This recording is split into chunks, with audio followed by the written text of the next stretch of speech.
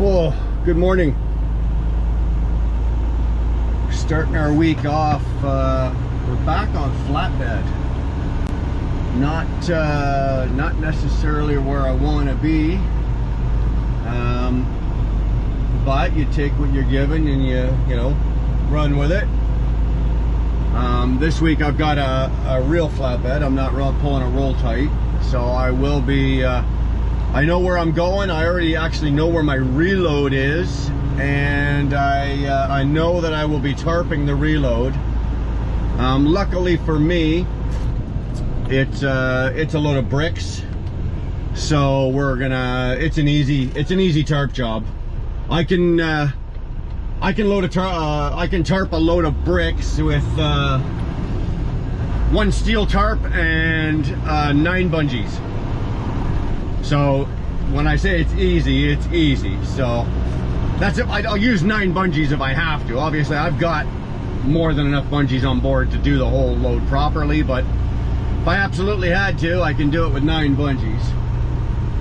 And I know this because I accidentally left the yard one time, delivered my load, went and picked up a load of bricks out in at Sioux City Brick at Sergeant Bluff, and I ended up reaching for bungees, and I had 9 bungees. Jeremy sat there, laughed at me for about 25 minutes, but I got it bungeed and it stayed. So 9 bungees, we're good. I got this covered. I double checked before I left, so make that mistake once and only once.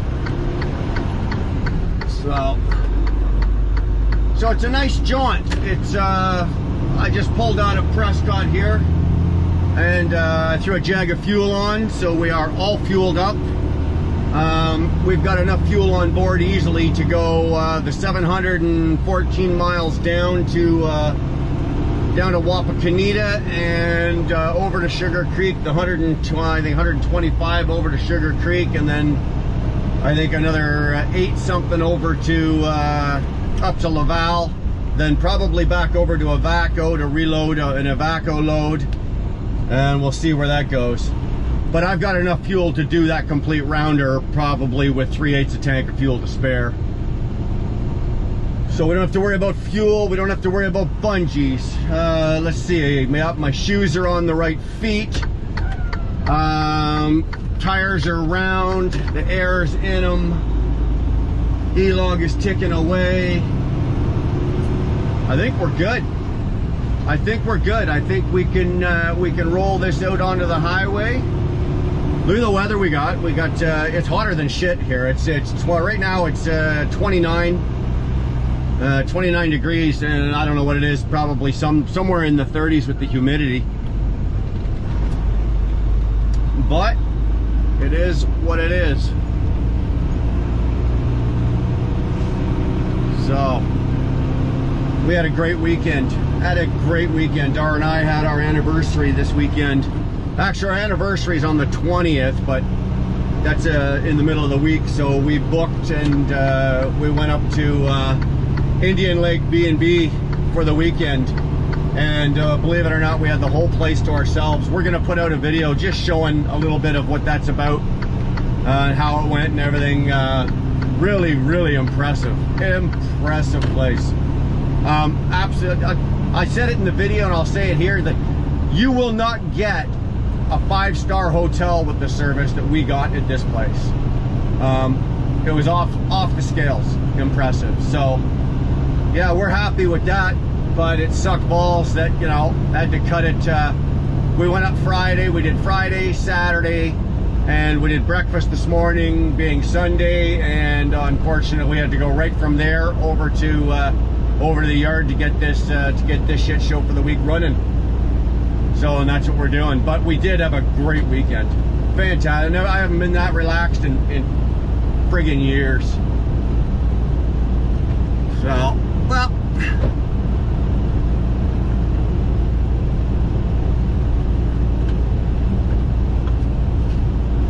anywho, let's watch a little of the traffic, see what's going on today on the old 401. we are going to run 401 right to the end. Right to the end. We're going right to Detroit. We're going to cross in Detroit, run 75 right down into Wapakoneta. So that's what it looks like for today. We're not going to obviously make it to Wapakoneta today. We're not running 715 miles in one shot. But I should be able to get it within, I don't know, 60, 70 miles, within an hour or so. I'll get it somewhere, I don't know, just a little south of Toledo.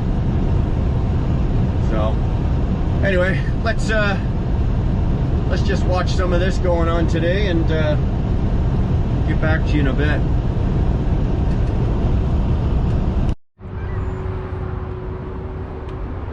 So I was watching another vlogger. His name is Trucker Josh, and something he was talking about, and it really made a lot of sense. It was the new, not the new, I would say the way the Canadian market has upped their game since the Flying J came to Canada. And one of the ways that they've upped their game for the Canadian truck drivers is with their en routes. Now I'm just pulled into the en route here. I've ordered coffee through the Tim Hortons app, so it's already probably sitting in there waiting for me. I'm just giving my straps and my load a quick, just a once over, make sure everything's good and still tight. But as I'm looking around, I was just thinking about what he was saying, and I'm like, you know what, he's absolutely right, because Flying J came into Canada, and when they came into Canada, there was nothing. We had a bunch of burnt out Huskies, a bunch of just a bunch of crap. Like, there was nowhere clean. There was nowhere that was, it was nowhere respectable, I'd want to say, for a Canadian truck or a US driver that came to Canada. There was just nothing available. And the en routes have upped their game, or they're new actually. So they've done a really good job. Like, this is an en route. Now it's Sunday and this place is empty, but you can put 50 trucks in here, and it's relatively clean. I mean, like, it's fully paved, it's clean for the most part. There's obviously scrap paper and shit, you know, obviously some people can't find a garbage can, but for the most part, I'm gonna say it's clean, it's paved. You're not parking on a dirt lot.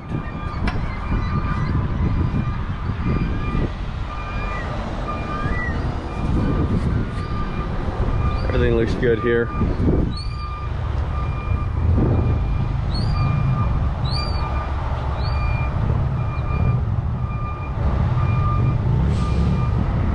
Makes a lot of sense, to put cardboard between two steel coils. Makes a lot of sense. This load here is 44,900 pounds, so I got about 45,000 pounds on. Oh, sorry about the wind. It just came around just as I came up the front of the truck here. Boom. So yeah, it's not bad. I just wanted to point that out. I was thinking about that while I was pulling in here, going, yeah, they really have. The Huskies are now more modern. They've all been, they were bought by Esso, so they're all put together a little better. And just make sure my tarps are, I didn't roll these tarps up.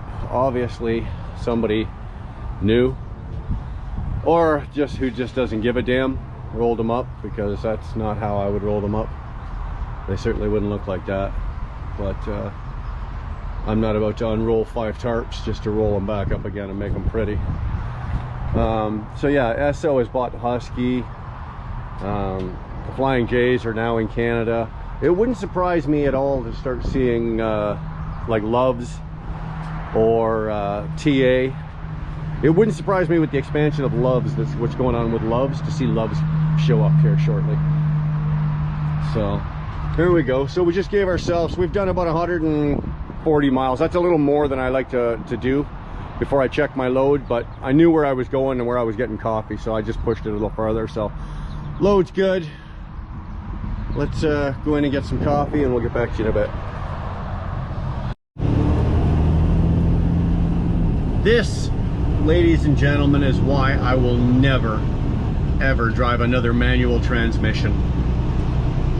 This is Toronto on a Sunday, 2 o'clock on a Sunday afternoon, where there used to be rush hour Monday to Friday, you know, usually between 6 and 9 in the morning, and you know, between 4 and 7 at night. Now there's nothing. Toronto is one of those funny cities that rush hour just got thrown out the window. It's all day and all night, unless you're coming through the city here at 2 o'clock in the morning. You're running into this, and this could be a number of things, possibly some construction, an accident. In most cases, it's just sheer volume. And at this part where I'm at right now, like I'm in Ajax, like I'm not even technically in Toronto yet. Like traffic stops in Ajax, and then you do this all the way through the city till you get out to, say, Milton. And it's kind of ridiculous, but westbound lanes right now are 4 lanes wide, and we're still doing this. And it's 4 lanes wide, and then once you get out by the airport, probably around the 400 or the 404, I think it goes to 6 lanes, and then it goes to 7 lanes, and then once you get out by the airport, I know that there are 8 lanes, and 8 lanes both directions, and you're still parked. That's just the sheer volume. The 401 is the second busiest highway in North America. I think the only one busier is what's the main one? Sorry, the main one out of LA, Los Angeles. One of you guys will pipe in and let me know, I'm sure. Probably you, Greg. And this is just, you know what, there's no sense losing your shit. There's no sense getting PO'd over it. This is just what it is. It's just what it is. You can take the 407 around this, but for a truck this size, like for a commercial vehicle, it's almost not worth it to get on the 407 in Whitby and go all the way around to, say, it would get you'd get off at, say, Trafalgar Road. I would say it's about 60 miles, but I think it's over $100. The last time we looked at it, it was over $100 for that one stretch. Now, if you're in a hurry or whatever, and you've got, you know, you can talk the company into picking up the tab for that, hey, knock yourself out, right? Actually, here's the entrance. Here's the exit right here for the 407. 407 up to the 412, or the 412 is where you get on it here, and it runs you up to the 407. If you can get your company to pick up the tab, then get on it. I'd say take it, absolutely, but I'm not dropping $100 for 60 miles. Now, ask me again, depending on how long this takes me. When I get through this traffic, ask me again. I'm probably going to say to you, oh hell yeah, here's my 100. I'm not doing this, but it's one of those choices you got to almost make as you're doing it. So I've opted not to. We'll see how well we do through here.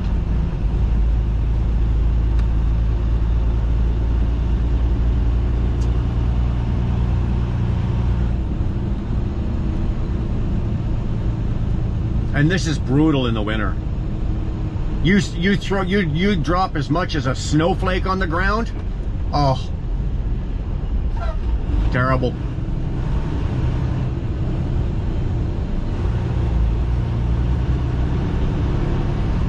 So I just I just found out that I have to deliver this. I got to deliver this for 8 o'clock tomorrow morning. So how we're gonna figure this out is beyond me. But again, this is part of trucking, right? They give you the times, and then, or they give you the load, and then they drop the times on you later, and it's up to us to figure it out. If you're a new driver, don't think that this is Monday to Friday, 9 to 5, because it's not. So I'm pretty sure I can have it there for about 8 o'clock. That's not a problem. We will see. We will see. I like the reload out of Sugar Creek picking up those bricks because I get to go by my favorite place to pick up cigars. So I'll get to pick up a nice little batch of cigars on the way home.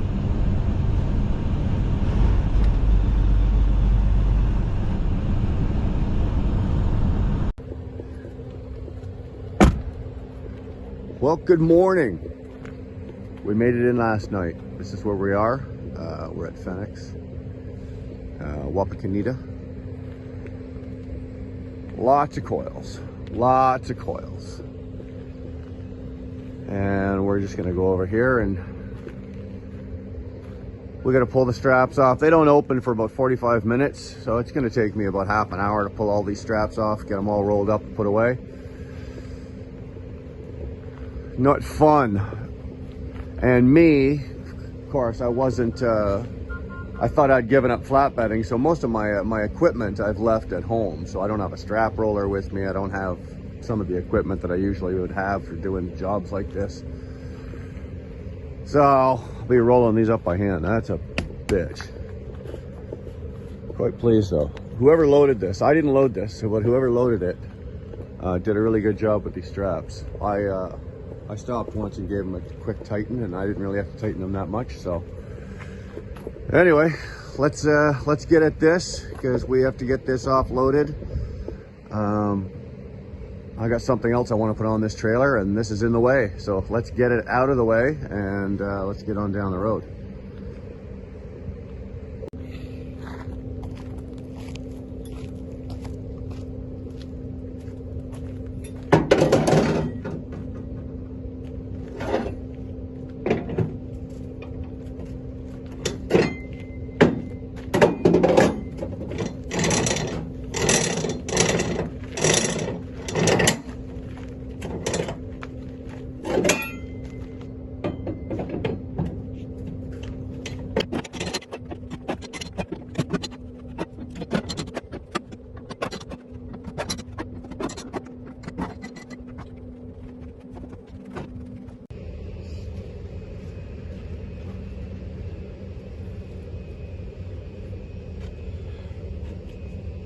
No strap roller.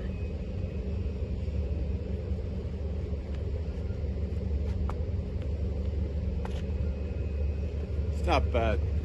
If you got the time, it's not a big deal, but good workout for your forearms.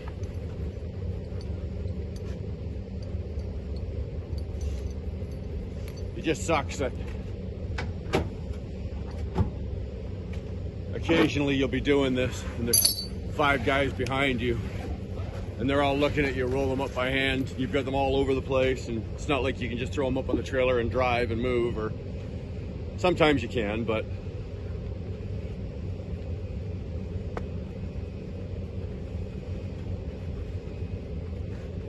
I think I'm lucky. I've only got eight coils, so I think I've only got 10 or 11 straps here to do, so it's not that bad. A couple of them are really shorty, so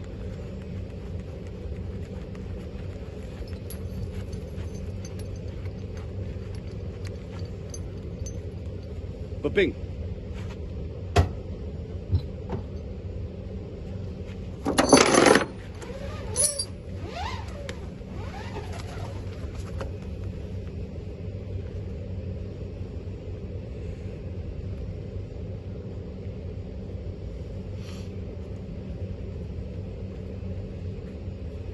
Note to self, I'm still gonna put the strap roller in the truck.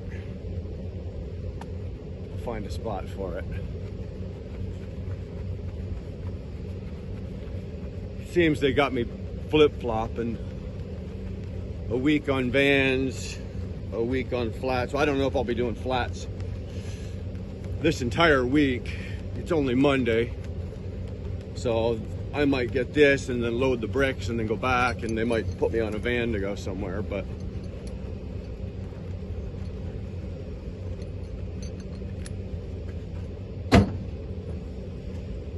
Anyway.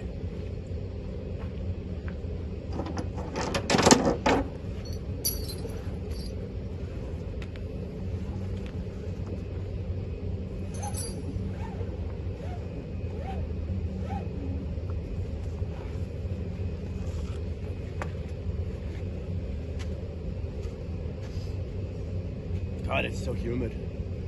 You can see it's overcast. It rained all night. And it's probably about 7:30 in the morning. But it's humid as shit here. Humid as hell.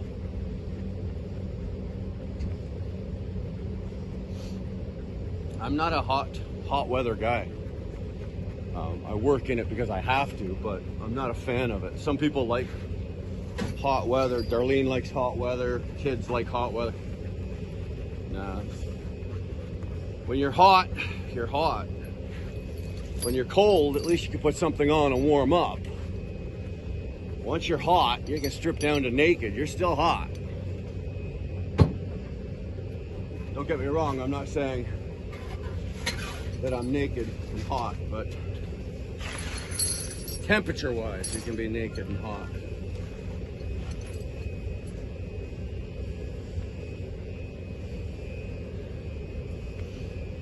I don't think anyone wants to see me naked. I got out of the shower naked the other day and I scared my shadow.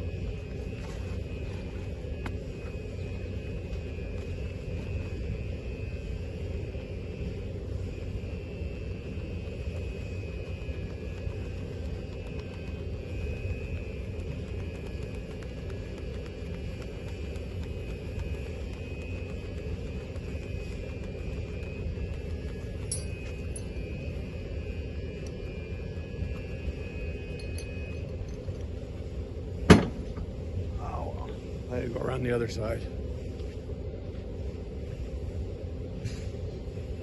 So like I said, I got here last night. So look at this, I'm number one in line. And this is why you don't dilly-dally. Since I got here, they're lined up. This morning. I woke up and this guy was behind me, but he pulled up, and there's one more over there. And they're just lining up. Yeah, I try my best not to mess around, and I don't go to truck stops if I can get to the delivery. If I can get to the delivery and sleep at the delivery, I go to the delivery. I go to wherever I'm going. Coffee be damned, I can get coffee the next morning once I start rolling, but no, if I can get there and sleep at the customer where I'm delivering to, that's what I do. You also do that because you get to start with a fresh logbook. Like when they take me in here, then I can go on duty and do my pre-trip and unload all in one span of about 25 minutes, half an hour. And I'm leaving here with a fresh logbook. I didn't have to start my logbook, 30 miles from here, the nearest truck stop, and then drive down here and then wait and do all of this with my logbook clicking away. So yeah, there's just a tip for you. If you can get to the customer and you're able to sleep there, do it. Because I just want to see how many more are lined up here. Another one there.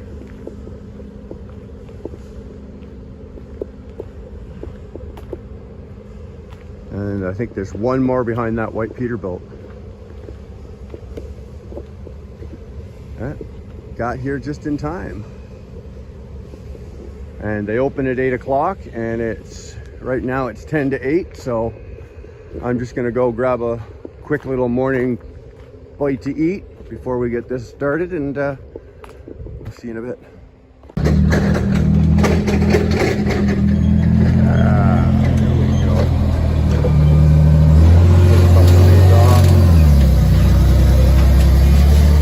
I like how this guy does it. He pulls them off in the middle first so you get all your cardboard out.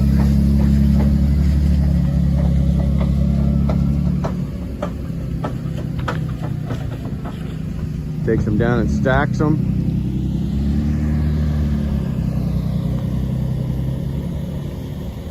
Should be off. Have an empty deck in about 10 minutes.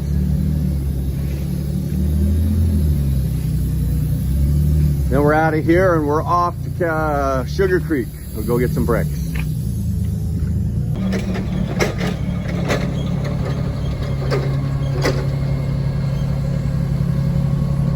Last one. There we go.